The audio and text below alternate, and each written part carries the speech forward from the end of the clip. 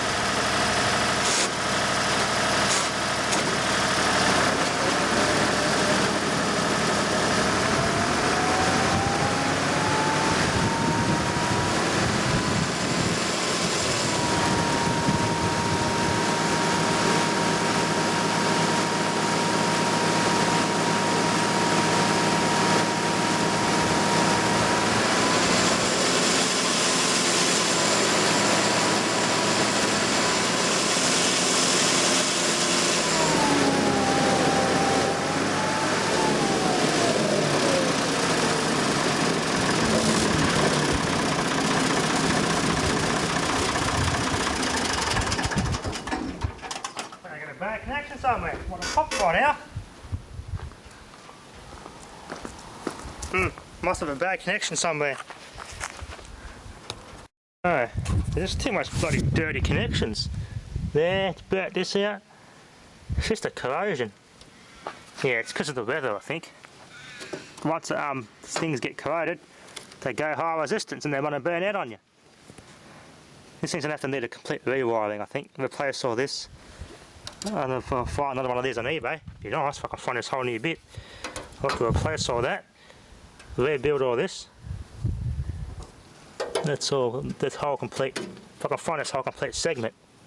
Micro insulators, unbolt them there, and there, and that will come off. And they should connect them down there somewhere. Where it connects to the windings, somewhere. Yeah. Connects, the main connections come out of here. So power goes in there, off into this, and just like a, makes it like a divider potential. Bloody camera, it says control data error has been detected, SD card. There's something wrong with this bloody camera.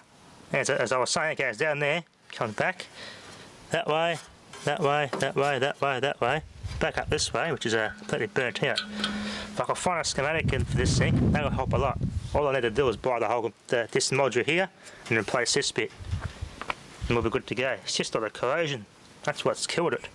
Burnt all that out. Little Mallory variac, that's kind of cool.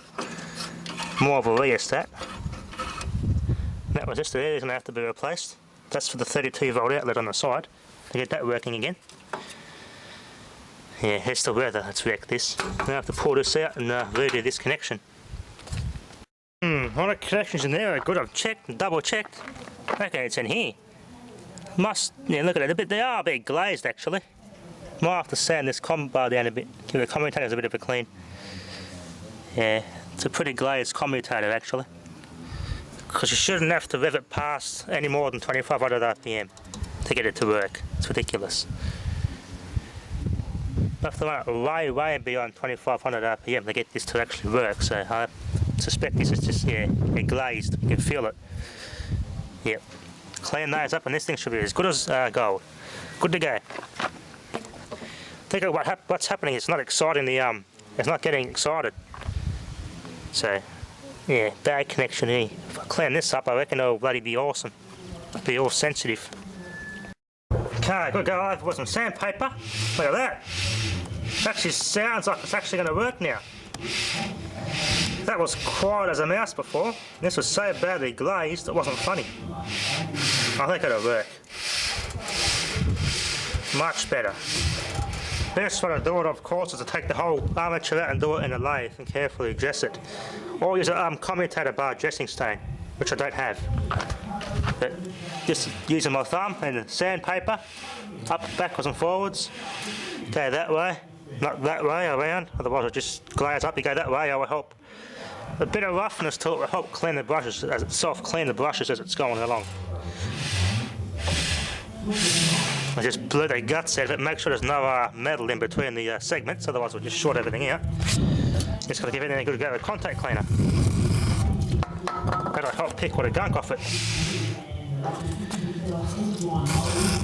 I really should use deoxit, but I don't have any. Deoxit would be nice. Yeah, I think this will work now. It's gotta work.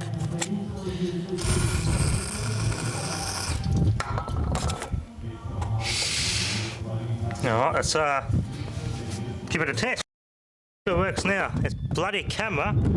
It did that bloody control data error that's been detected again. There's something wrong with this camera. It's not saving the file properly or something.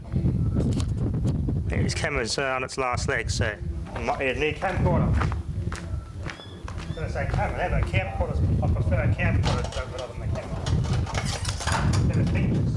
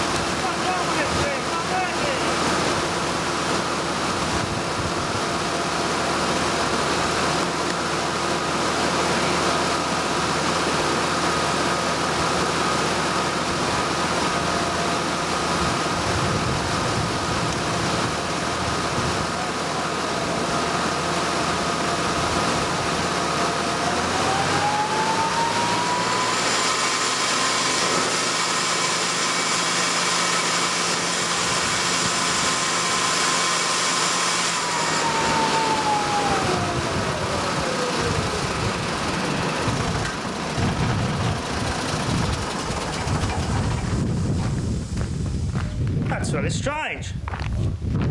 It was working fine yesterday, even after I popped those batteries. I gave it a good test. Okay, well the camera decided to have another shit. It's getting worse and worse, this control data error. I reckon it's not getting excited. There's something here I've got to pull apart. Maybe it's a corroded wire with a connector or something's corroded and it's come loose or something, because sometimes this thing works and sometimes it doesn't. So it's going to need a good overhaul, I think. It's not the actual inner field's not getting excited. Anyway, I'll end the video here before this camera has another shit. Really annoying me lately. Anyway, that'll be enough for now. Thanks for watching.